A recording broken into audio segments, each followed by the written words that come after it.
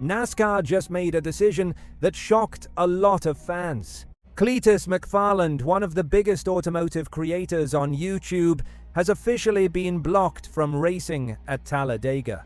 And if you only saw the headlines, you probably think this story is simple. It's not, because what actually happened at Rockingham, what drivers inside the NASCAR garage are saying, and why NASCAR stepped in when they did, tells a much bigger story about the future of the sport itself. So to understand why Cleetus can't race at Talladega, we have to go back to where this all started. Because a year ago, none of this even seemed real. Garrett Mitchell, better known to nearly 5 million subscribers as Cleetus McFarland, didn't come up through the traditional NASCAR pipeline. He didn't grow up grinding through late models or racing hundreds of short-track events. Instead, he built one of the biggest car channels on the internet by doing exactly what fans love to watch: blowing up engines, building ridiculous machines, and turning motorsports into pure entertainment. He wasn't just another influencer, he was a full-blown car culture phenomenon. But somewhere along the way, the joke about Cleetus racing NASCAR stopped being a joke. And it started with a single phone call. Ty Dillon, a Cup Series driver and the grandson of Richard Childress, had been watching Cleetus online. Like millions of others, he saw the passion, the personality, and the audience that followed him everywhere. So Dillon decided to call him, and he asked one simple question: "What's your goal?" Cleetus didn't hesitate. He told him straight up, "I love superspeedways, and one day I'd love to race in the Cup Series. The Daytona 500 would be awesome." That answer was enough for Dillon to bring the idea to Richard Childress Racing. But there was one condition. Dillon told him this project would only work if Cleetus stayed exactly who he was. No corporate makeover, no polished, sanitized version. If Cleetus was going to enter NASCAR, he had to do it as Cleetus. And that idea, merging one of the biggest automotive audiences on the internet with one of NASCAR's most historic teams, became the foundation of the deal. In early 2026, the announcement became official. Cleetus McFarland would run a limited schedule with Richard Childress Racing, competing in several races each season. Immediately, the NASCAR world split into two camps. Some people thought it was brilliant. Others thought it was ridiculous. And some of the loudest criticism came from inside the garage itself. Former driver Kyle Petty publicly questioned whether internet personalities should even be allowed to race in NASCAR. Then Kyle Busch added fuel to the debate.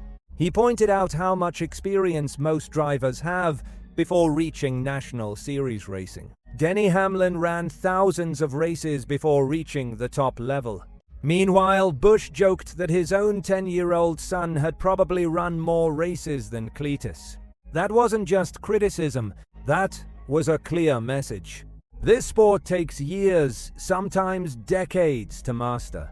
And a YouTuber skipping the line didn't sit well with everyone. Even Bubba Wallace's spotter, Freddie Kraft, raised concerns about Cleetus jumping into professional racing without enough experience. But Cleetus didn't run from the criticism. When reporters asked him about it before his debut, he gave a simple answer. If Richard Childress called any of those critics and offered them a ride, they would take it too. And honestly, he wasn't wrong. Finally, the moment arrived. April 4th, Rockingham Speedway. Cleetus was about to run 2 races in one day. First, an ARCA race. Then his big debut with Richard Childress Racing. And surprisingly, the first race went great. Cleetus kept the car clean, stayed competitive, and crossed the finish line 4th. His first top 5 finish in NASCAR-sanctioned racing. After the race, he became emotional. He dedicated the finish to his late friend Greg Biffle, who had tragically passed away in a plane crash months earlier. It was a rare, quiet moment in a story that had been loud and controversial. But the second race, that was where reality hit. Cleetus started near the back of the field, and almost immediately things became chaotic. Within just a few laps, he was sideways in traffic, barely saving the car. Later in the race, he spun again. Then came a speeding penalty on pit road, and another spin that brought out a caution. By the time the race ended, Cleetus finished 32nd, several laps behind the leaders. But something important happened that day. Despite the mistakes, despite the spins, he never wrecked another driver. He never destroyed anyone's race. And he brought the car home in one piece after completing nearly the entire distance. Even Cleetus admitted afterward that it was the hardest thing he had ever done. He joked that he spun 50 times and nearly died 10. But the real conversation started after the race. Inside Richard Childress Racing, the tone was honest. Team executives admitted Rockingham was a huge step up.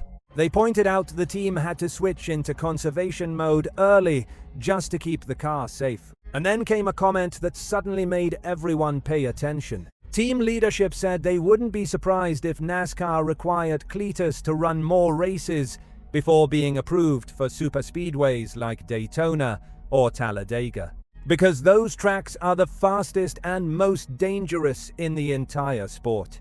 And if a driver isn't ready, things can go wrong very quickly. Other drivers weighed in. Some supported Cleetus.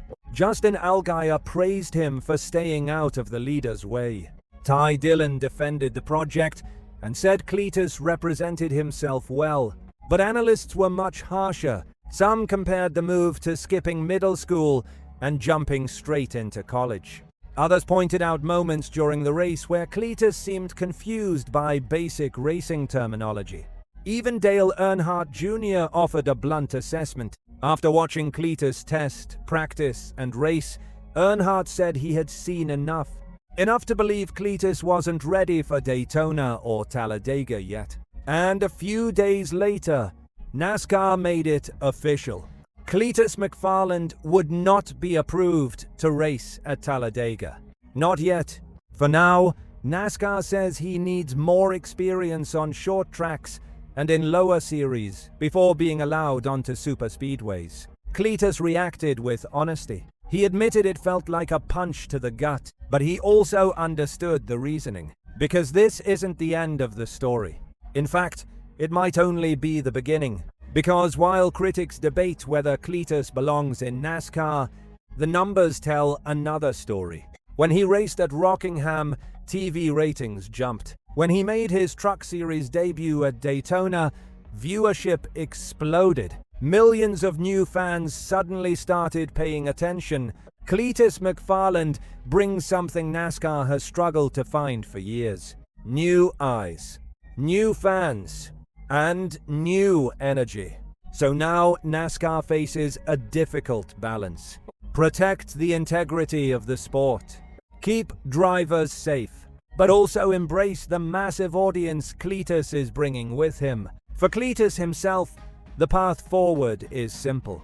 More races, more experience, more learning. Because whether critics like it or not, he's not going anywhere. And if this journey continues the way it started, the day Cleetus McFarland finally rolls onto a superspeedway again might end up being one of the most watched races NASCAR has seen in years.